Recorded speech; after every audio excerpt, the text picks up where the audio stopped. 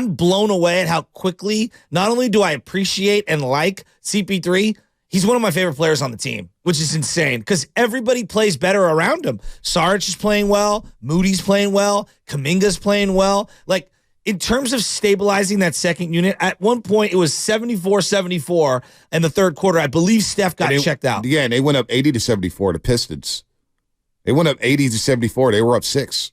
A total.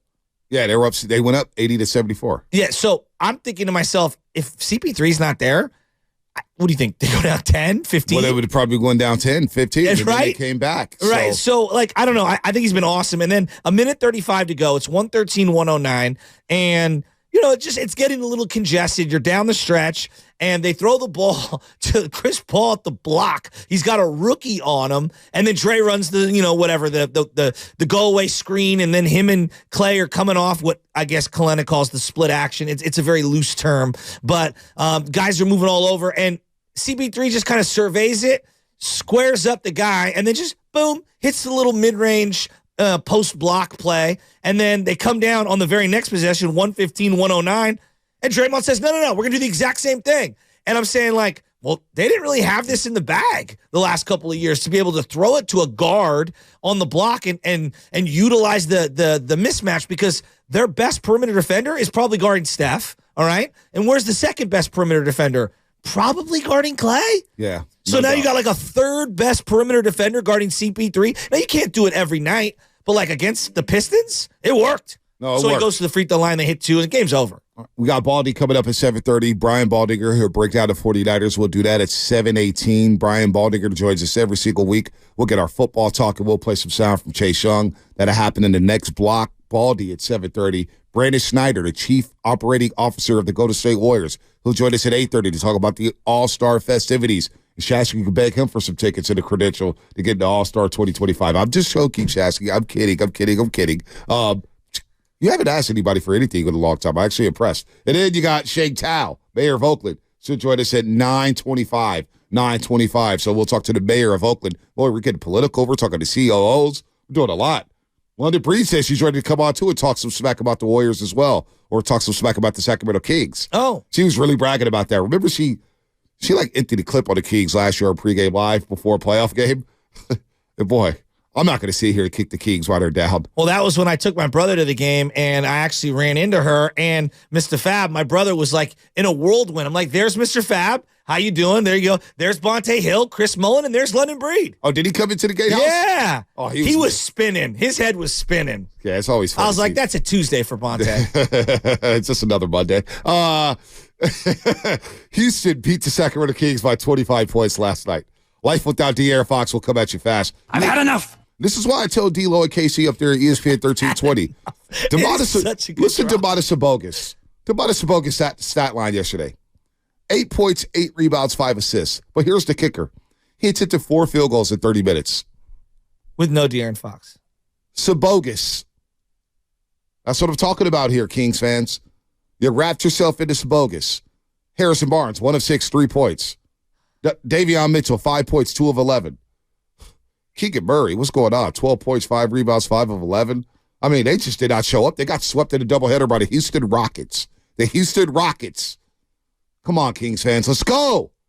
Told you the regression was coming. The other Thompson brother plays for the Houston Rockets. Yeah. I don't know. Maybe the kid's like, whatever, 19, 18 years old. I like these kids. I like him. He can't shoot like worth a lick. They'll work on his shooting. He's an athlete. Oakland, baby. Oakland in the house. I really like both brothers. So you brought that third quarter up when the Pistons were up 80-64. Yeah, I thought that was important. 80-64 because the Pistons were rolling. They shot 63% in that quarter, 4 of 8 from the three-point line. They got to the free throw line 7 times, made 6 of them. All right, rebounding the Warriors. They were just out hustling them. Yeah. And the game could have got away from the Dubs. It really could have in that stretch. But then you had the big play there. That's when Moses Moody jumped out of bounds to save the pass. Gary Payton II picked it up. He could have gave it to Kuminga on the alley-oop, but GP2 said, no, I'm going to take this myself. Now I'm going to dunk all over it. I'm going to dunk all over this place. GP2 is off to a phenomenal start. He looks healthy. That's what a lot of people were saying. He's healthy again. So the Warriors blew a 7-point lead. That quarter, really could have blew the game open. They didn't. Pistons played hard, give them credit. But the Warriors were able to go into the fourth quarter with a 1-point lead because you had the GP2 dunk. You had a Dario Saric dunk off a CP3 pass. And so they were able to stabilize the game. And then when it came to nutcracker time, Steph Curry arrived. That's when the game was over. Boom, boom, boom. I thought 10-0 run in the fourth quarter. And then I don't know if it was Curry or Chris Paul. They had a really nice pass to a cutting Kuminga who finished with his left hand right in the lane. That was really nice. I don't know, like 4 minutes to go. That was a really nice play by Kuminga. When you get him diving to the hoop like that, get out of the way. Yeah, I mean, he's trying to yam on someone's head. You don't want to like always bring up last year, but Bonte, they lost both games to the Pistons last year. Yeah, they got swept. Both games. They swept. Well, one of them was a game winner, right? Hey, one of them was a Sadiq Bey game winner. That's what it was. The other one was they just got ran out the building. Yeah. After a back-to-back. It was a back end of a back-to-back, which ironically they did that yesterday, back end of a back-to-back, but they had lost to Charlotte. Remember that? Yes. The Charlotte Hornets game, they blew that one. Then they flew to Detroit on that Sunday morning, and it was just ugly. Ugly. I think they gave up a 40-burger in one of those first two quarters, if my memory serves me right. Well, they just got ran out the building. So the difference, the bench. The bench yesterday were a plus 25. Wow. 49-24, they outscored the Pistons. Their bench. Is it too simplistic to say that CP3 has solved all their bench issues? He has. I mean, he has. Who's not playing well off the bench? I feel like everyone's playing well right now. That's what I'm saying. That's why you got the tie list for me. They're all playing well. So, when you ask that question about CP3, it's not to rip on Jordan Poole. Jordan Poole just plays a different style. I'm just elevating CP3. He's not able. CP3 is a different player. Yes. And what the Warriors needed, they figured out for the second unit. If Jordan Poole wasn't good, because Jordan Poole wanted to be a starter. That's just what he wanted to be a starter. And he's starting in Washington. They were losing a bunch of games. Embiid went like 10 for 10 in the third quarter, scored 29 against them in a quarter yesterday. The Wizards are a mess. But Jordan Poole wanted to start. He didn't buy into the bench role. CP3 has bought into this role knowing that I will have opportunities to close games. So it is that simple to say CP3 has been a difference. Not to rip on Jordan Poole, but it's Chris Paul. Again, think about these numbers, Shasky. 62 assists, 6 turnovers. That's 29 assists. That's absurd. 29 assists, no turnovers the last 4 games. All right? He's doing things that stretch, by the way. Yesterday he shot well. He hasn't shot well. No, it's his best shooting night of the season. But you know what I'm saying? Like, so to me, like, these are all good signs. They're 62, and he hasn't shot well at all. Very good sign. So you get Chris Paul here, 29 assists, no turnovers. According to Warriors PR, he's the first Warrior to do that off the bench since Lorenzo Romar did it.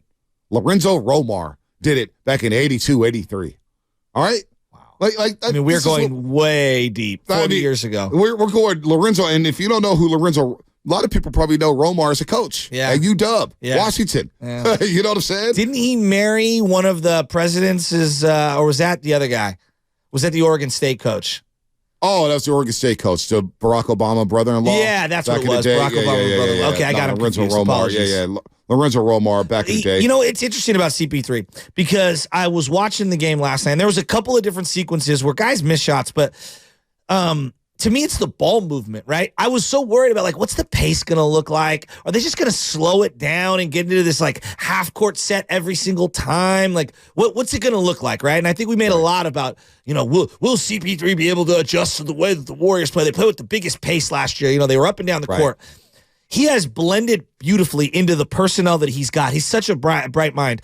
And I'm noticing the rub-off effect. When you play with a point guard who's a willing passer, when I get the ball, if the shot's not there, I could kick it out to someone else. I'll get it back. Right. I'll get it back, and I'll get it back in a better position to make a play and score. And I feel like that selflessness has bled over to everyone. How many times has Kuminga passed up a shot? Not that it was a good or bad, but a shot. Right. Kicked it to someone else who got a better shot. Yep. And then he got it back, or someone else got it back for a better shot. And so to me, the growth of CP3 isn't just what CP3 is doing, it's how it's bled into the youngsters. Yep. Because they're sharing the basketball. And Sarge, by nature, is a selfless player. He's getting great looks. I look at shot selection. Their shot selection off the bench has been outstanding. It has. Sarge even went down. He even went down low because something we identified yesterday. You did bring that up. Smaller guys guarding him. He moved his game down to the block. because smaller guys could defend him better on the perimeter. He's not going to put the ball on the floor and blow by anybody or create his own shot. But he got down low, got a nice and one against, who was it? Sasser? It wasn't Marcus Sasser. It was, I think it was, what's his name? Stanley Umudi. I didn't know who the hell he was, but he scored 15 points off the bench, 5 of 8. A couple guys I didn't know. Right, I was like, Umudi. But I thought they were your Detroit Pistons. Yeah, You're supposed to be up on the Detroit Pistons. Isaiah Stewart, by the way, if I was looking for someone to take a hard foul, Isaiah Stewart is top 3 player in the league right now. He was chirping at Draymond. He was chirping early. I'll tell you right now, top 3 guys you don't want to take a hard foul from. No. Isaiah Stewart, top 3. No, you don't want to mess with him. Even LeBron James was ducking that smoke a couple years ago. LeBron James wanted nothing to do with Stewart. He gets his money's worth. No, is he just does. What I'll say. He does. So the bench, we're talking about the bench here.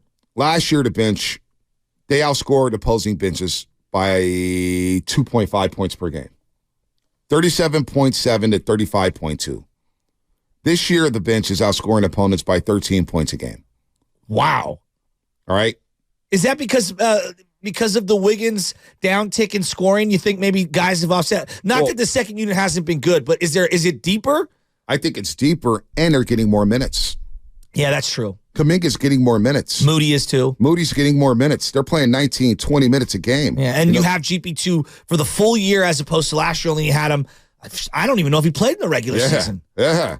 So, 888-957-9570. What's there to feel good about? Well, they're 6-2. All right? They're 5-1 on the road. 5-1 on the road. Most road wins in the NBA as of today. Right, as of today. Remember last year, they didn't win 4 road games until January 13th. When did they win their 5th? I'm going to look that up. Yeah, I was going to say. I'm surprised you didn't have that up. I was so caught up last night that I was like, man, I don't even know when they won their 5th game. I even bring it up. I just kind of ignored it. Let me see. Their 5th road win last year. So they won their 4th January 13th against San Antonio in the Alamo Dome. They won their 5th January 16th at Washington. A barn burner, 127 and 118. Porzingis actually had 32 in that game. It was not a pretty game. I remember that game. They won by 9. He was stroking threes. Yeah, it was. Oh, wow. Jordan Poole had 32, 7 threes. Steph Curry had 41. Klay Thompson didn't play in that game. Go figure. Jordan Poole and Curry combined for 73 points in that one and 13 made threes. Oh, what could have been.